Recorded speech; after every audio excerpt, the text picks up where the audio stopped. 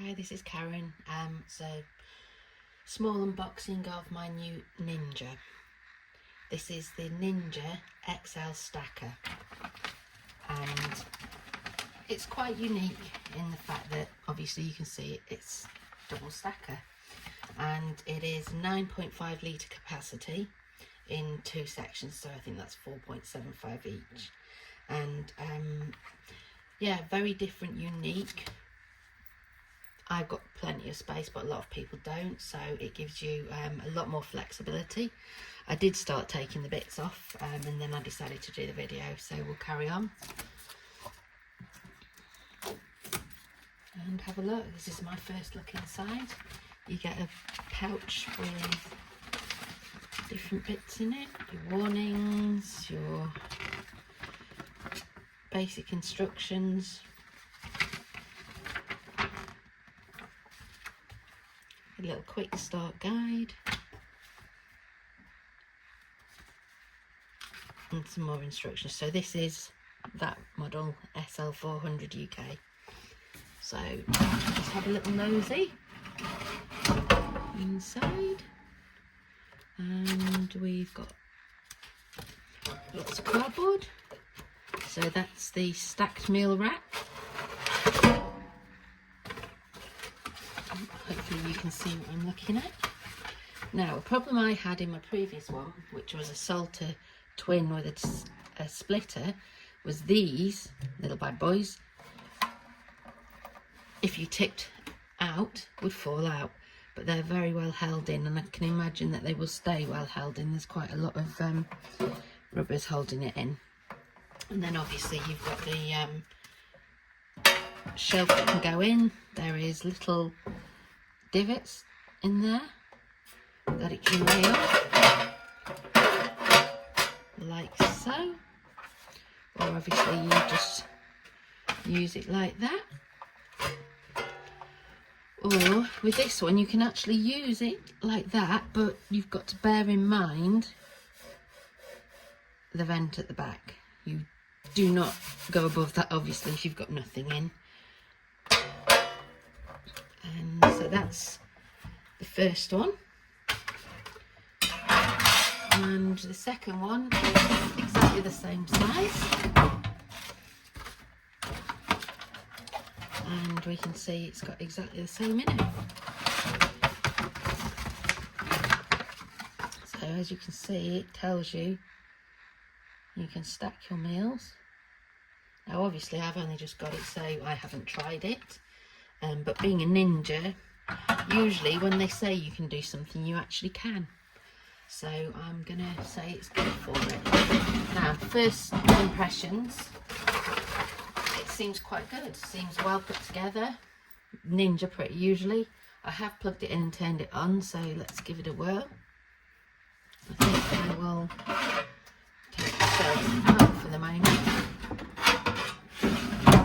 just in case it starts up.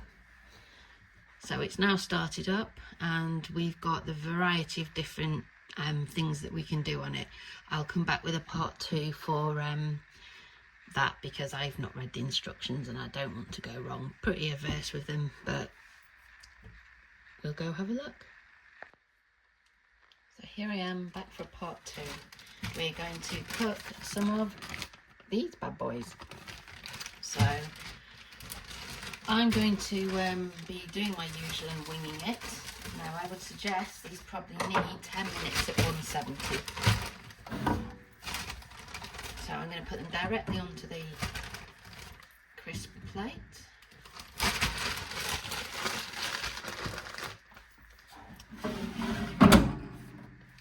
And I'm in number 2 down here. And we're going to go for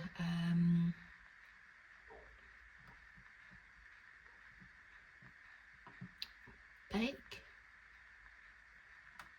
and then the temperature I'm going to go for 170, and the time I'm going to go for 10 minutes and see how they go. And then I don't need to sync or match because I'm only using one, so we're just going to start it and go for it.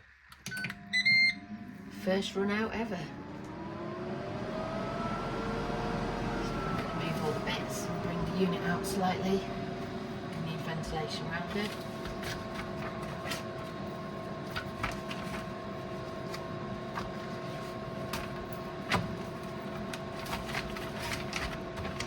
As it's the first run on these, I'm going to only do it for 5 minutes and then check everything. So that's it started, and I'll come back to you in 5 minutes. So I decided to come back and check on it after 4 minutes. Just don't want them getting burned if they're at the wrong temperature. So let's have a look how they're getting on. Ooh, starting to grow a bit, looking nice and toasty. I think I'll leave them on that temperature and see how we go. Leave them for the full 10 minutes that I gave them.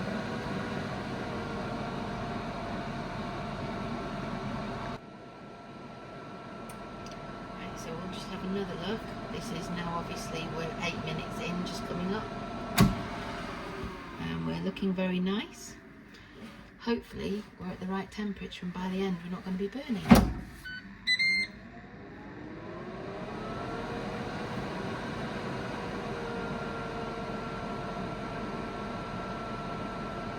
Noise wise, I'd say average for a air fryer. Not noisy, not quiet. It's just what you're going to get. Some of them are a lot noisier. I've been through a fair few.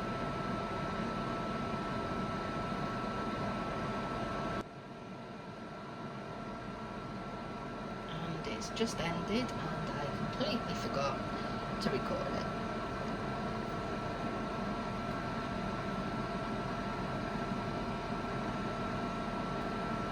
One thing I don't know is if I am supposed to wait once it says cool.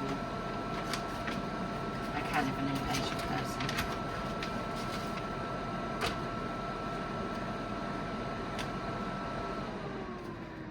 And there we go. Right, let's have a little butchers. Right, so do we think they're going to be done inside? Shall we use a fork? And a pair of scissors. Make sure you don't hit the ground. Now this is just for demonstrating, and I would say they need another couple of minutes, so I'm just going to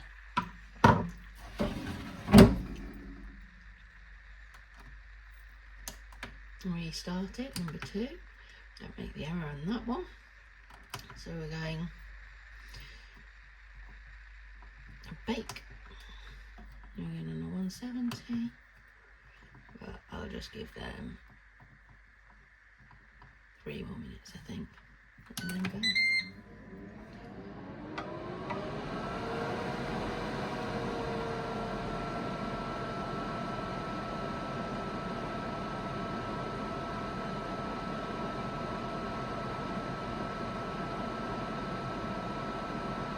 I think I'm going to stand and talk for the next few minutes.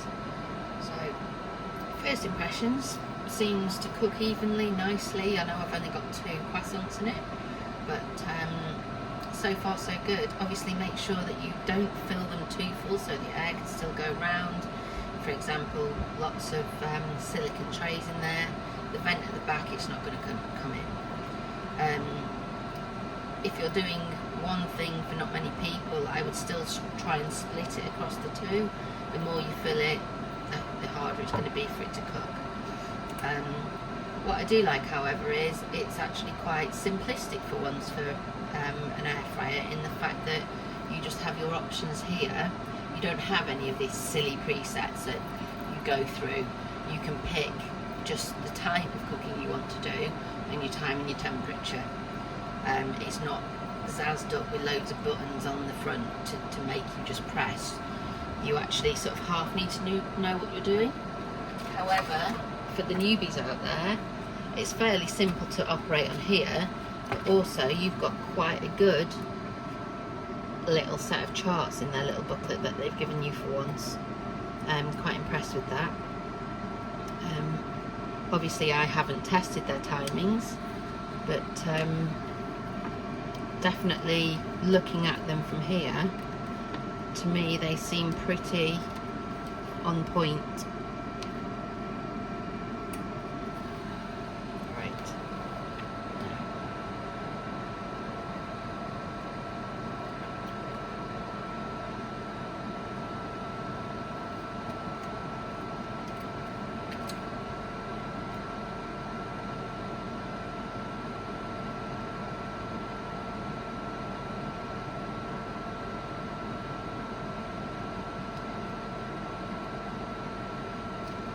obviously I've only got 2 croissants in, so I don't need to shake them up. However, if you've got chips in there or anything of sort of quantity you want to give them a shake I don't know, probably every 5 minutes, just to make sure that they're cooking evenly. When you've got the oven style ones, that's a lot better for you because you just lay them out and they'll do. Whereas in this, you do have to put that little bit of effort in, but then you've got the flip side, it's easier because you've got a basket and you can just tip things out. Okay, we're coming to an end now, so let's have a look again. Right, they look better done. I think I'll actually